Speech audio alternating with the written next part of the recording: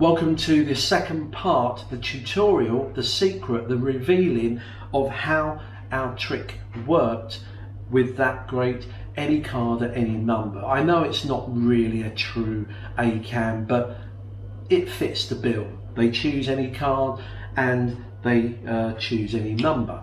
So let me go through the tutorial. Now, most of you magicians and hobbyists that have been around this business for quite a few years, you'll recognize exactly how this works because it uses two methods that are used in hundreds if not thousands of routines. It uses a way of forcing a number and a stacked deck. That is what creates this whole illusion. Let me just go through it step by step. Anyone new to magic, you may not be familiar with this number force. It's used a lot by mentalists and people like that. But if you want to force a number, if you have, and I used to do this on pieces of paper, scrap bits of paper, and you write numbers on. What you do is you write on one side 1, 2, 3, 4, 5, and then on the reverse side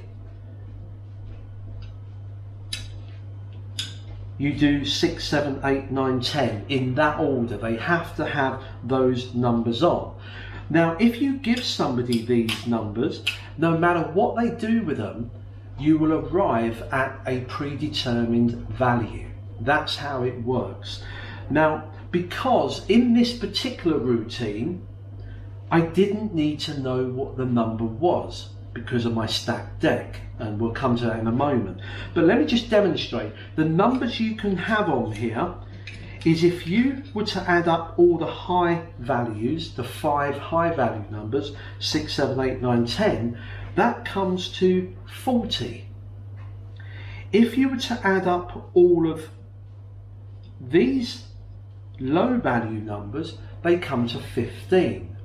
So that gives us 15 to 40. If any one of these is flipped in any combination, you can try this yourself. If you flip any of these in any combination, maybe turn this one over. If I add this up, it's we got a 9, a 1, that's 10, 17, 20, 25. And if you do another one, then we'll have 9, 10, 17, 25, 30. The only numbers you can have are 15, 20, 25, 30, 35, 40. They're the only numbers that can be generated by these. Now I've got these little tablets that I printed out on a 3D printer, which I like, and you can use playing cards with numbers written on both sides. You can use scrap pieces of paper if you want, but that's how you generate one of those numbers. Now that gave me 15, 20, 25, 30, 35, 40. That gave me 6 numbers. I wanted to narrow that down, so I eliminated the 15 and the 40. That gives me just 4 numbers they can arrive at: 20, 25, 30, 35.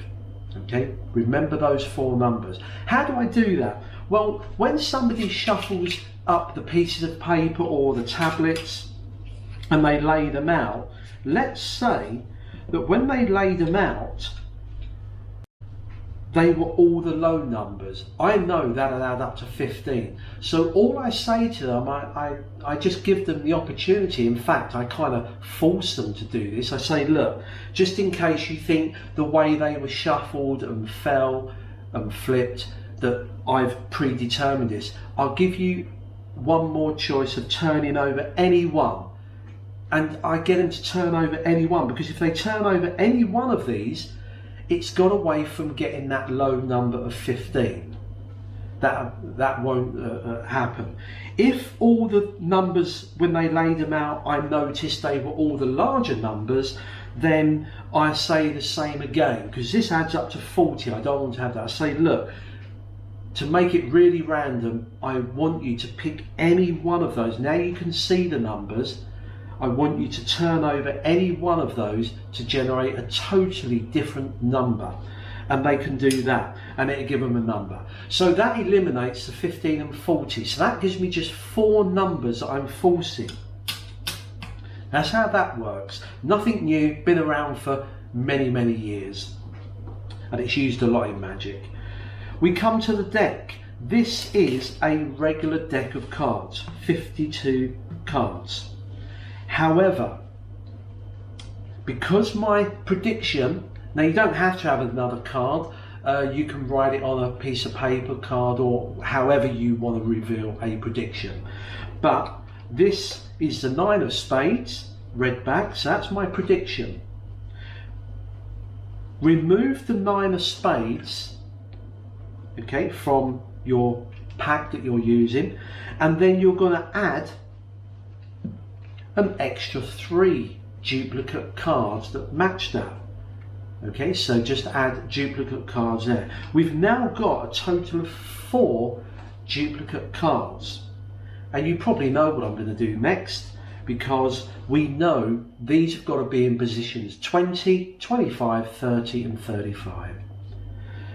So we go 1, 2, 3, 4, 5, 6, 7, 8, 9, 10, 11, 12, 13, 14, 15, 16, 17, 18, 19, 20, 21, 22, 23, 24, 25, 26, 27, 28, 29, 30, 31, 32, 33, 34, 35.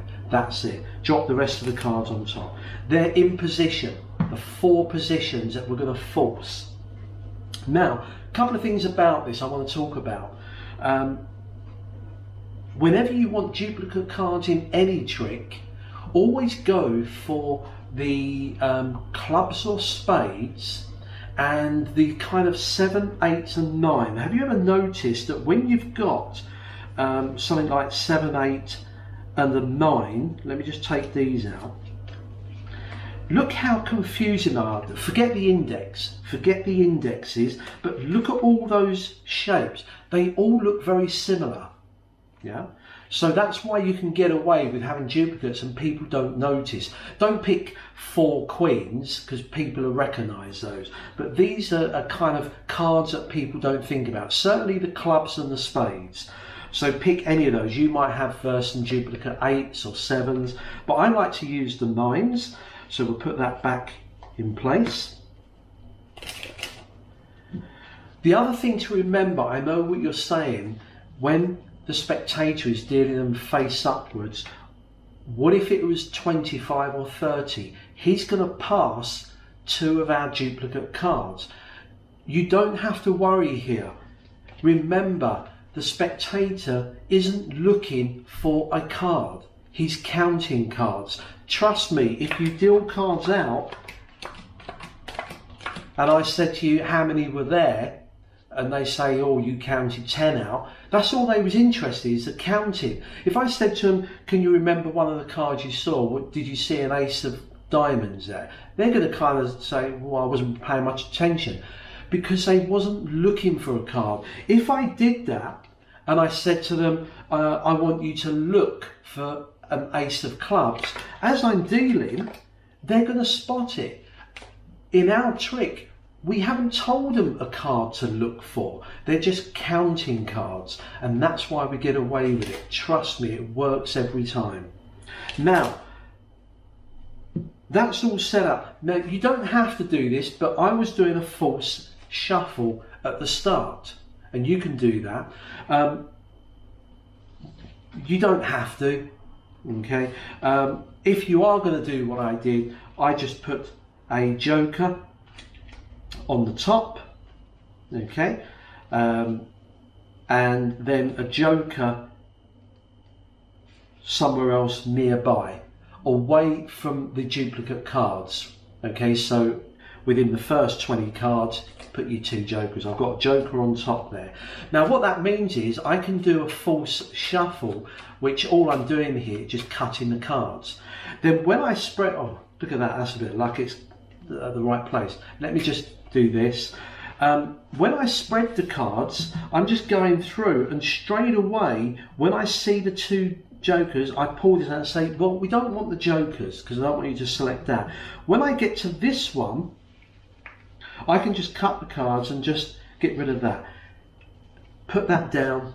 Everything's done. You've shuffled them, they've seen the cards, and you've dropped them down. Again, if I was using duplicate Queen of Hearts or Ace of Spades, then they may recognise a duplicate. A 9 is just going to go unnoticed. Trust me, when you spread the cards, people do not notice as you're going through all of these that you've got 4 duplicate cards. Okay, get rid of those. Remember, you don't have to do this. If you've got a better way of doing a false shuffle, then feel free to do that. I do point out to them that the shuffling doesn't make any difference because it's not one of those type of tricks. It could be a new deck order. We put that to one side. They see that there. You've now forced a number onto them. When you deal these out and they say, let's do this, so they shuffle them up, they twist them around and shuffle and mix and and they can lay them out. So we've got 8, 11, 15, 25. So it comes to 25 there.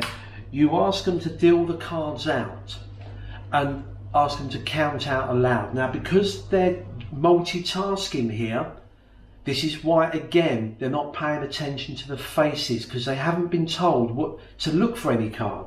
They're more interested in people watching them. They're going 1, 2, 3, 4, 5, 6, 7, 8, 9, 10, 11, 12, 13, 14, 15, 16, 17, 18, 19, 20, 21, 22, 23, 24, 25.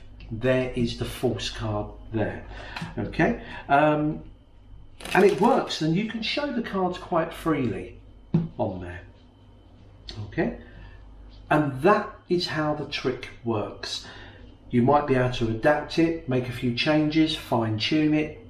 I'll let you decide on that. Well, I hope you enjoyed that.